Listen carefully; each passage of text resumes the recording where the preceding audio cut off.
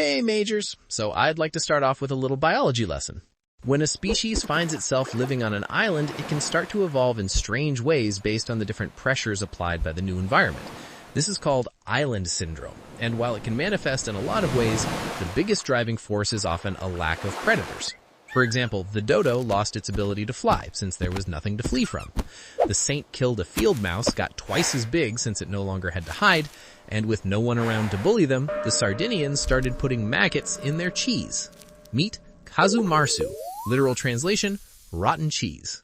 It's made by taking a perfectly good wheel of pecorino and letting a special type of fly lay eggs in it. The fly babies then work to partially digest the cheese, rendering it goopy and wet and maybe quite tasty and worm-filled.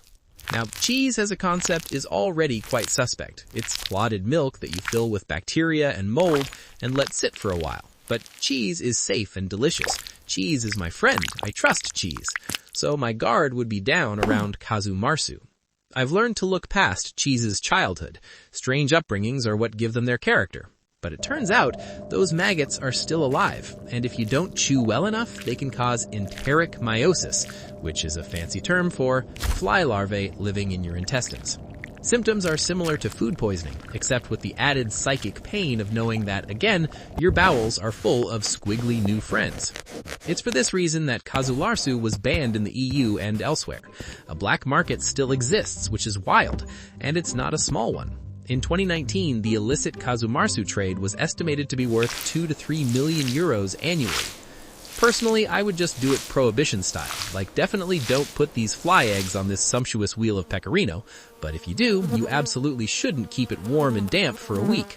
But, although it's traditional to leave the larvae alive when you eat your mag and cheese, some consumers still prefer them dead.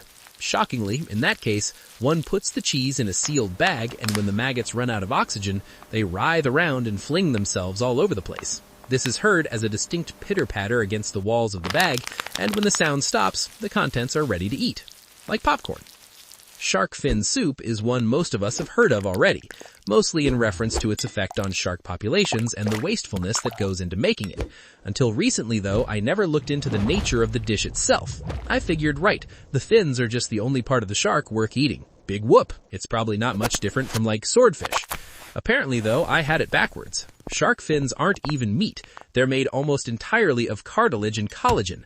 They're the last part we should be eating. That's why it's only made into soup, because without being soaked in broth, it has zero flavor or nutritional value on its own. Their only redeeming quality is their unique mouthfeel, due to how stringy the collagen grows in structures called cerotrachea. The texture has been described as somewhere between chewy and crunchy, which I find describes most things, actually. Other adjectives present on Wikipedia include snappy, gelatinous, and sinewy. The exact sensation of eating this substance remains a mystery to me, and the unintended side effect of all this research is that I now really want to try it. Like it's a big trade, I've got to be the one that's wrong. There's imitation shark fin soup available, but I've already decided that it's not nearly as good. So, I've come up with a compromise to this controversy. Everyone on Earth gets just one bite.